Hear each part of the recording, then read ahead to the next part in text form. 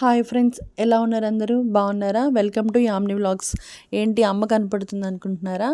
ఈరోజు తలకాయ కూర తెప్పించుకున్నామండి. నాకు క్లీన్ చేయడం రాదు. సరే అమ్మ వస్తానంటే ఇంకా రమ్మన్నాను. రామ క్లీన్ చేసిద్దువు కర్రీ అని అన్నాను. సరే అని చెప్పి వచ్చింది అమ్మ. అమ్మ క్లీన్ చేస్తుంది ఇక్కడ తలకాయ కూర. ఈ ప్రాసెస్ అంతా కూడా చాలా కష్టంగా ఉంటుందండి. తలకాయని క్లీన్ చేయడం అనేది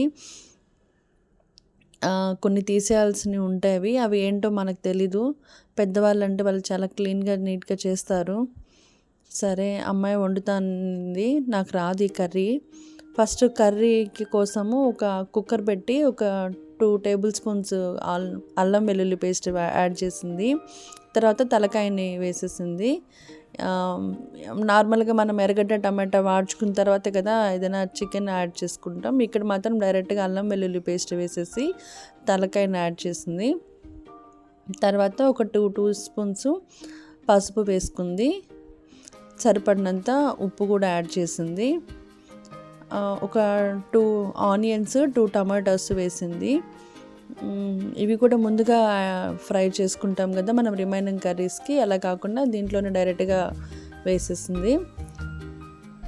ఇవన్నీ వేసి ఒక్కసారి కలిపెట్టింది.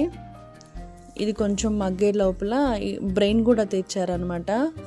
అది దాంట్లో నర్వ్స్ అవి ఉంటే అవి క్లీన్ చేస్తుందమ్మ. ఇట్లా చూడండి, సన్నగా దారాలు లాంటి నర్వ్స్ ఉన్నవి, అవి క్లీన్ చేస్తుంది.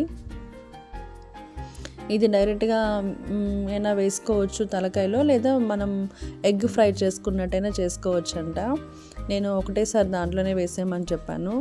ఒక 4 టీ స్పూన్స్ కారం కూడా యాడ్ చేసింది. కొంచెం నాన్ వెజ్కి ఉప్పు కారం ఎక్కువే పడతాయి కదండి, అలాగా ఒక 4 టీ స్పూన్స్ యాడ్ చేసింది. హార్డ్గా ఉన్న తలకాయకైతే ఒక 6 to 7 whistles రావాలంట.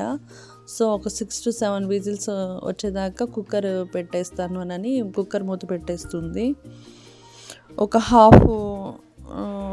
Half litre water add చేసిందండి.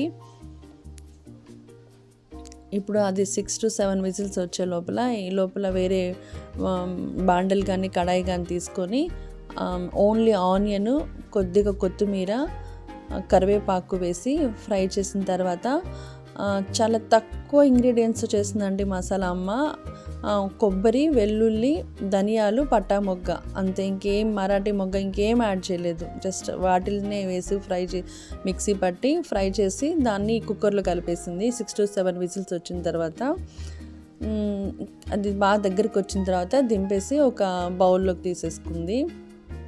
అమ్మాయి సర్వ్ చేసేసి రండి తిందురని పిలుస్తుంది.